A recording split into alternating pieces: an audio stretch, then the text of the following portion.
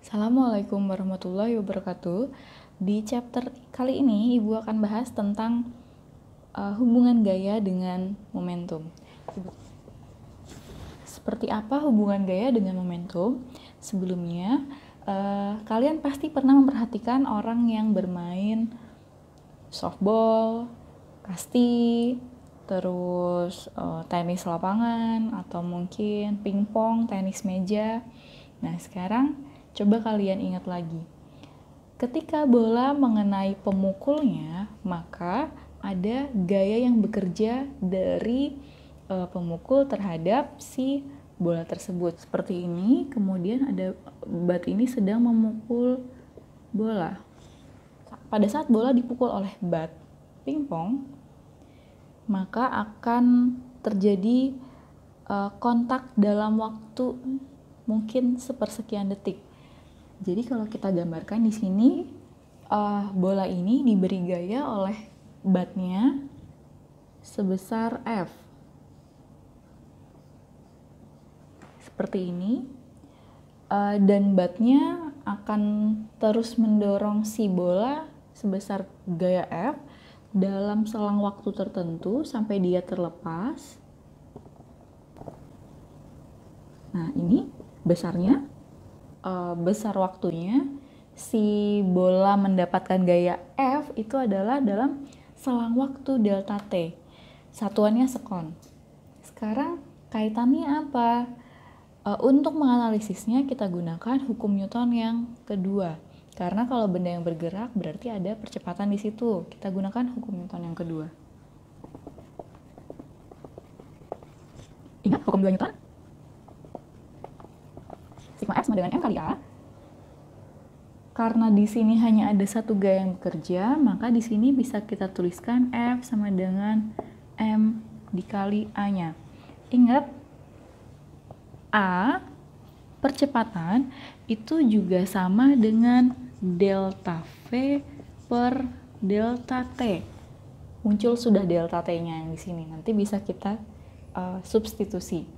Maka di sini bisa kita tuliskan juga A-nya adalah delta V per delta T. Kita pindah ruaskan sehingga didapat F kali delta T sama dengan M kali delta V. Uraikan delta V-nya. M dikali VT min V0. F kali delta T sama dengan M kali VT min M kali V0. Masih ingat? Massa dikalikan kecepatan adalah momentum. Kalau massa dikalikan kecepatan akhir, berarti momentum akhir. Massa dikalikan kecepatan awal, berarti itu adalah momentum awalnya. Momentum akhir dikurang momentum awal. Seperti ini. Nah, maka di sini bisa kita tuliskan juga besarnya F dikali delta T itu adalah sama dengan perubahan momentumnya. Semoga jelas terlihat ya. Gaya yang diberikan pada partikel, ini gaya yang diberikan kepada partikel pada selang waktu delta T itu sama dengan perubahan momentumnya. Gaya yang diberikan selama selang waktu delta T itu sama dengan perubahan momentum suatu partikel.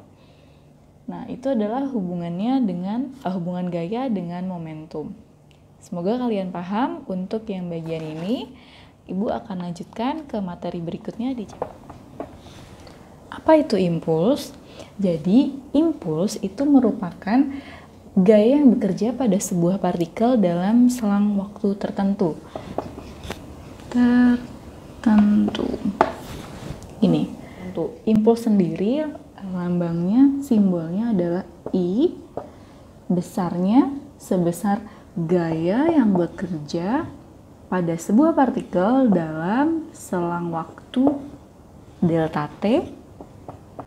F kali delta T itu kaitan gaya dengan momentum, yaitu gaya yang bekerja pada selang waktu tertentu itu sama dengan perubahan momentumnya. Maka di sini bisa kita tuliskan juga besarnya impuls itu sama dengan perubahan momentumnya. I adalah impuls, satuannya kilogram meter per sekon, atau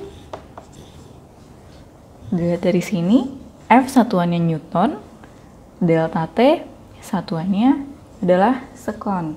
Bisa ditulis juga sebagai Newton second. Jadi ada dua satuannya, boleh pakai kilogram meter per sekon, boleh juga pakai satuan Newton second. Impuls juga bisa kita definisikan sebagai perubahan momentum partikel tersebut. Sekarang bagaimana kaitan impuls dengan grafik F terhadap T? Di sini Ibu gambarkan grafik F terhadap T. Seperti ini.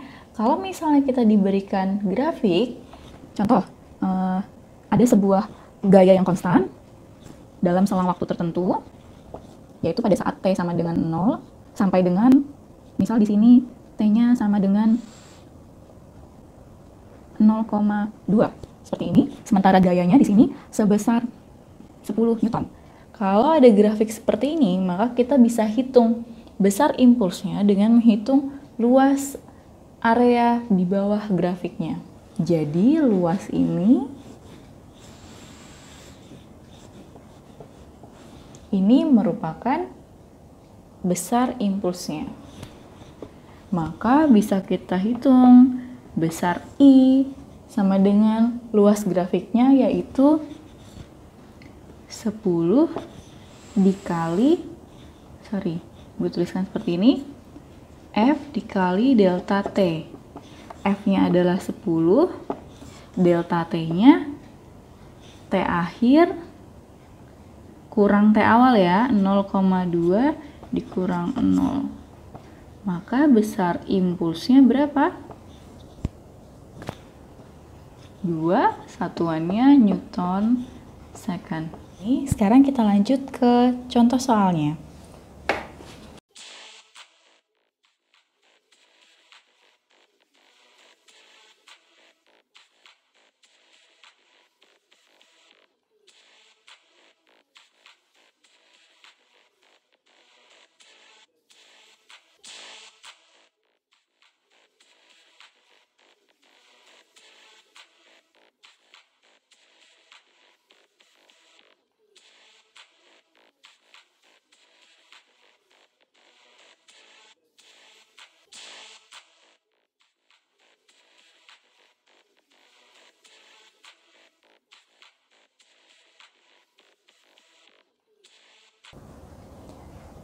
Ya, ini contoh soalnya. Jadi, bola kasti bermasa 0,5 kg mula-mula bergerak dengan kecepatan awal 2 meter per sekon. Ada info massa, kemudian kecepatan awal 2 meter per sekon, kemudian bola dipukul dengan gaya berlawanan sehingga kecepatan bola menjadi 6 meter per sekon. Bola bersentuhan dengan pemukul selama 0,01 second. Kita disuruh menghitung berapa delta P dan berapa F-nya. Tadi yang diketahui massanya adalah 0,5 kg. Kemudian ada kecepatan awalnya 2 meter per sekon. Kemudian ada lagi kecepatan akhir bolanya adalah 6 meter per sekon. Karena tadi dia diinfokan dipukul dengan gaya yang berlawanan, maka arah kecepatan akhirnya itu juga berlawanan dengan arah kecepatan awal. Min 6 meter per sekon. Tadi infonya adalah 6 meter per sekon. Karena arahnya berlawanan, maka ada tanda negatifnya di situ. Kemudian ada lagi delta T-nya 0,01 second. Yang ditanya adalah delta P, kemudian F-nya.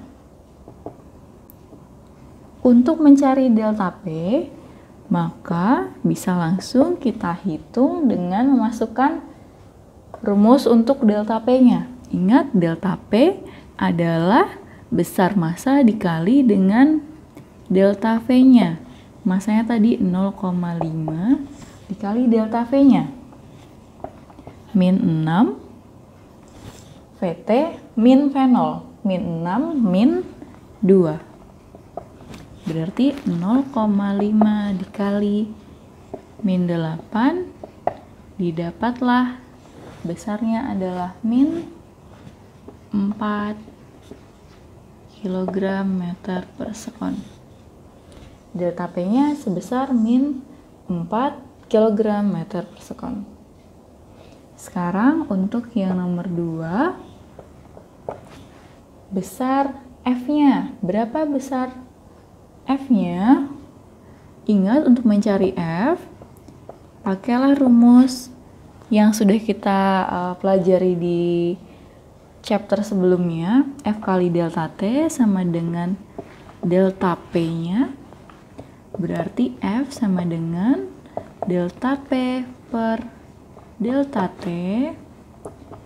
F-nya adalah min 4 per 0,01, sehingga didapatkan besar gayanya, ada minusnya di sini, adalah min 400 Newton. Didapatkan min 400 Newton. Tanda negatif menandakan bahwa besar gayanya berlawanan dengan kecepatan awalnya. Ini untuk contoh soalnya. Kalau masih ada yang kurang jelas, silahkan ulangi lagi chapter ini dari awal sehingga kalian bisa jelas untuk memahaminya. Untuk chapter ini udah cukup dulu. Kita ketemu lagi di chapter berikutnya. Terima kasih. Wassalamualaikum warahmatullahi wabarakatuh.